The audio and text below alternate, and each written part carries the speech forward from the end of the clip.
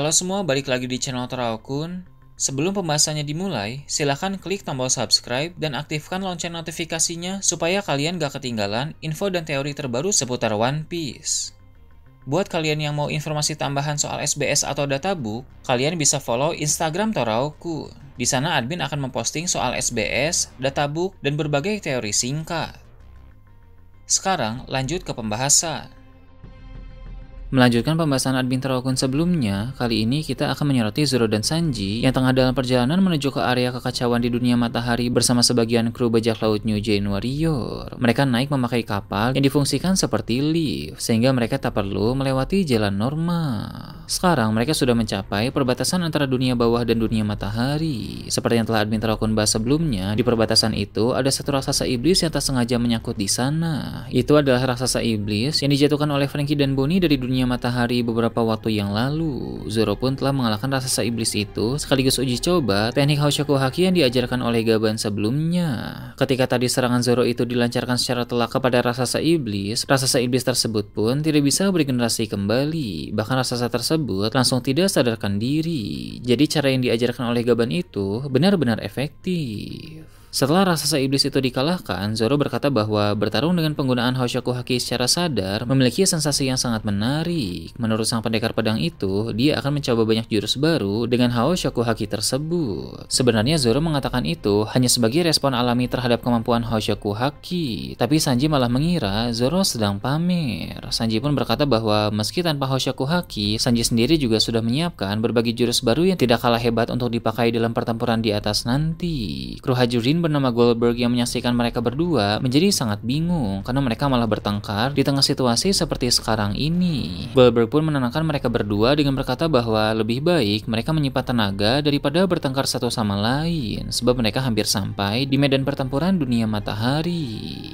Kemudian, kru lain yang bernama Stansen dengan penuh semangat berkata bahwa dia tidak sabar untuk melihat jurus-jurus apa saja yang akan Zoro dan Sanji pakai di atas nanti. Dia berharap jurus mereka akan mampu untuk mengalahkan para musuh yang sedang mengacau di Elbaf saat ini. Zoro dan Sanji pun tampak sangat percaya diri bahwa mereka bisa beraksi dengan maksimal di medan pertempuran.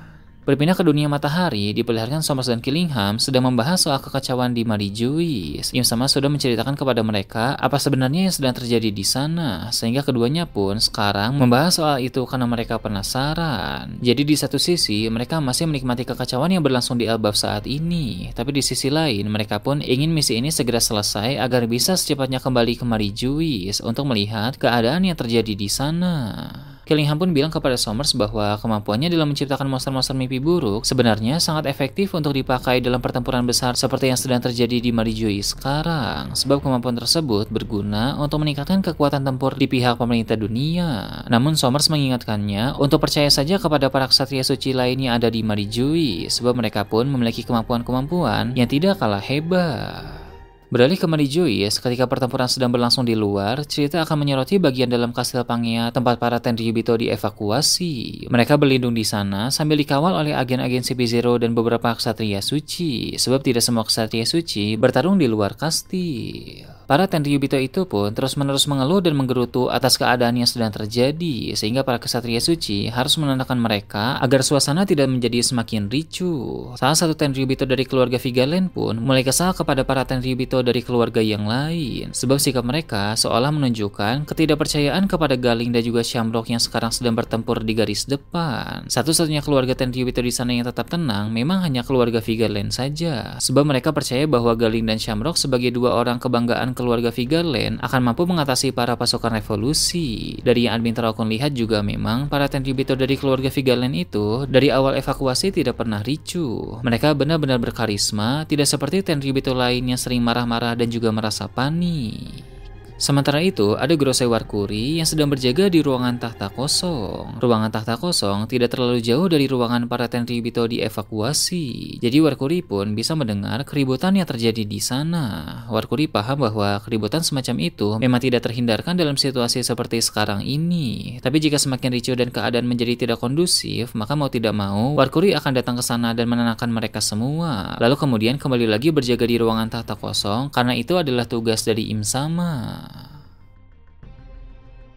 Beralih ke tempat lain, kelanjutan pertempuran di Pulau Hachinosu pun kembali ditampilkan. Kali ini kita akan menyoroti Kizaru yang melancarkan serangan kuat ke arah Sans dan Kurohige sekaligus. Tentu dua Yonko itu langsung bereaksi untuk merespons serangan tersebut. Kurohige menangkis dengan kekuatan kegelapan dari Yami Yami no Mi, sedangkan Sans menebas rentetan tembakan cahaya itu dengan pedang berlapis haki. Kemudian Kurohige mulai menyerang Kizaru dengan serangan gempa dari Gura-Gura no Mi, tapi Kizaru masih mampu untuk menghindar dengan sangat cepat. Usai dia menghindari serangan dari Kurohige, tiba-tiba Sans muncul di hadapannya dan langsung melancarkan teknik tebasan kepada Kizaru. Secara spontan, Kizaru menangkis itu dengan kaki berkekuatan cahaya yang dilapisi dengan haki, sehingga terjadi bentrokan di udara antara Sans dengan Kizaru. Tapi tentu, power Sans masih lebih besar daripada Kizaru, sehingga Kizaru pun terpental dan jatuh menabrak tanah. Itulah akibatnya jika mengganggu dua Yonko yang sedang berduel. Para marinir pun khawatir saat melihat Kizaru terpental. Dia memang mengalami beberapa luka akibat serangan Sans tadi, tapi dia masih bisa bangkit kembali. Kizaru pun berkata bahwa ternyata langkah yang kurang tepat jika mengganggu dua Yonko yang sedang bertarung. Ini sesuai dengan yang admin Terokun bahas sebelumnya bahwa tindakan Kizaru yang mengganggu pertarungan Sans dan Kurohige adalah langkah yang salah. Namun beruntungnya Sans dan Kurohige tidak terlalu menganggap Kizaru sebagai sebuah ancaman besar, sehingga mereka berdua pun kembali bertarung satu sama lain. Setelah Sans menyerang Kizaru barusan, Kurohige mencari kesempatan untuk melancarkan serangan mendadak kepada Sans dengan kekuatan Yami Yami no Mi. Untung saja, dengan Kenbunchaku Haki dan gerakan refleks yang bagus, Sans mampu menghindari serangan itu. Tak sampai di sana, Kurohige menambahkan serangan beruntun dengan kekuatan Gura-Gura no Mi, sehingga Sans pun menangkis memakai Bushaku Haki yang difungsikan sebagai tameng atau zirah yang tidak terlihat. Momen ini mirip seperti saat tiga admiral dalam perang Marineford mengelurkan kedua tangan masing-masing untuk menahan serangan gempa dari Shirohige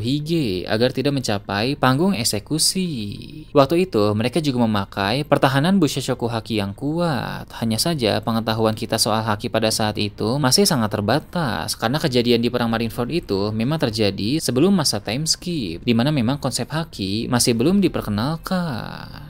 Nah, yang menariknya adalah dulu saat di perang Marineford, ketiga admiral mengelurkan kedua tangan mereka masing-masing untuk menahan pukulan Gura-Gura dari Shirohige. Sedangkan di sini, sang seorang diri hanya mengelurkan satu tangannya saja untuk menahan serangan Gura-Gura no Mi dari Kurohige. Itu berarti Bushaku Haki dari Sans memang benar-benar sangat kuat, sehingga cukup kokoh untuk menahan pukulan Gura-Gura dari Kurohige hanya dengan satu tangan. Bahkan Kurohige sendiri juga kaget karena Sans tidak menghindar tapi malah menahan serangan Gura-Gura itu, padahal akan lebih mudah jika menghindar saja. Mungkin alasan Sans lebih memilih menahan dan tidak menghindar agar pukulan Gura-Gura dari Kurohige itu tidak mengenai para krunya yang sedang bertarung di belakangnya, karena belum tentu para krunya bisa menahan atau menghindari pukulan gempa dari Kurohige itu. Sans benar-benar menunjukkan kualitasnya sebagai seorang kapten.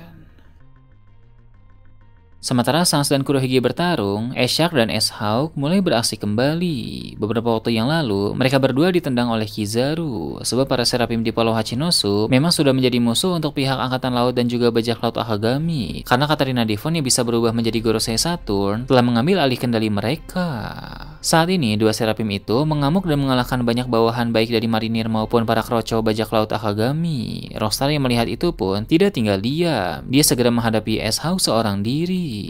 Berhubung Rockstar tidak sekuat para kru inti senior dalam Bajak Laut Akagami, maka dia pun menjadi sangat terdesak. Rockstar bicara sendiri dengan berkata, kekuatan dari tiruan si mata elang saja sudah sehebat ini. Dia tidak bisa membayangkan sekuat apa Mihawk yang asli. Setelah bertarung beberapa saat, Rockstar semakin kerepotan dalam menghadapi kecepatan dan daya tahan tubuh dari S-Hawk. Untung saja, kru senior Bajak Laut Akagami yang bernama Hongo muncul di sana dan membantunya. Sebenarnya Hongo tadi sedang bertarung melawan Dokyu. Namun seperti yang telah admin Terokun bahas sebelumnya, telah terjadi bentrokan serangan kuat antara Sans dan Kurohige beberapa waktu yang lalu, sehingga menghasilkan dampak besar yang mengacaukan peta pertempuran yang terjadi di Pulau Hachinosu. Jadi banyak orang di sana yang sudah terpisah dari lawannya masing-masing, termasuk Hongo dan Dokyu yang sudah terpisah satu sama lain.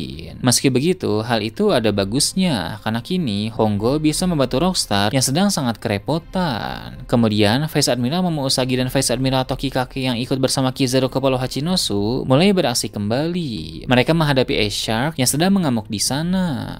Sebelum bentrokan adu serangan Sanzan Kurohige terjadi, Momo Usagi dan Tokikake memang sedang bertarung melawan Ace Shark. Jadi, kini keduanya kembali untuk menghadapi musuh yang sama itu lagi demi menuntaskan pertarungan sebelumnya. Kekuatan dari Momo Usagi dan Tokikake lebih hebat dari banyak Vice Admiral biasa, sehingga mereka berdua mampu mengimbangi seorang Serapi.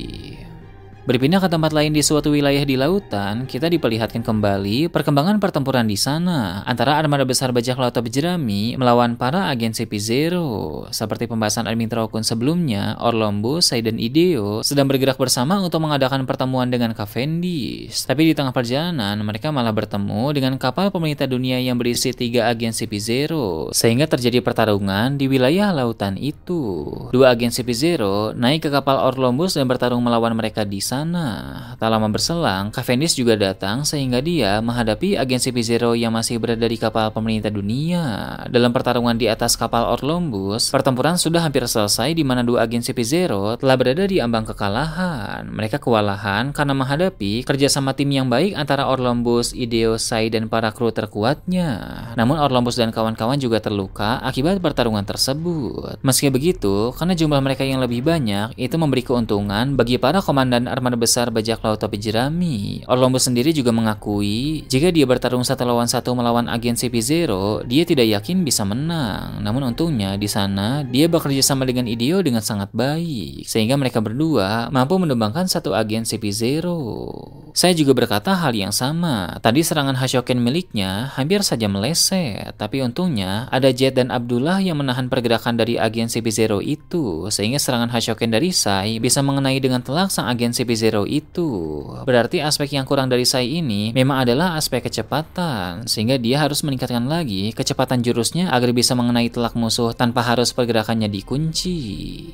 Lalu, untuk duel di kapal pemerintah dunia antara Cavendish melawan seorang agen CP0 juga sudah mendekati babak akhir. Bedanya, Cavendish 1 lawan 1 melawan agen CP0 itu tanpa dibantu sama sekali oleh para komandan yang lain. Bahkan, Cavendish juga sama sekali tidak terluka ketika menghadapi agen CP0 tersebut. Ini disebabkan karena Cavendish sudah semakin menguasai kekuatan dan kecepatan Hakuba. Dia bisa memasuki mode setengah Hakuba yang mana dia mampu mengakses kekuatan dan kecepatan dari makhluk itu, tapi masih dalam kontrol kesadaran dari Cavendish. Dengan begitu, sang agen CP0 itu pun sangat kerepotan untuk menghadapi Cavendish dalam mode setengah Hakuba. Kekuatan dari para komandan bajak laut topi jerami ini akan terus meningkat seiring berjalannya waktu, karena sebagai aliansi Luffy, kelak mereka pun akan terlibat untuk membantu si topi jerami itu dalam perang besar yang akan datang.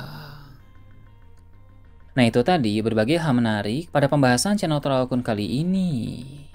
Gimana menurut kalian? Silahkan tulis di kolom komentar di bawah. Oke, segitu aja untuk pembahasan kali ini. Jangan lupa like, share, dan subscribe untuk video menarik selanjutnya. Gue Traokun, Shambles.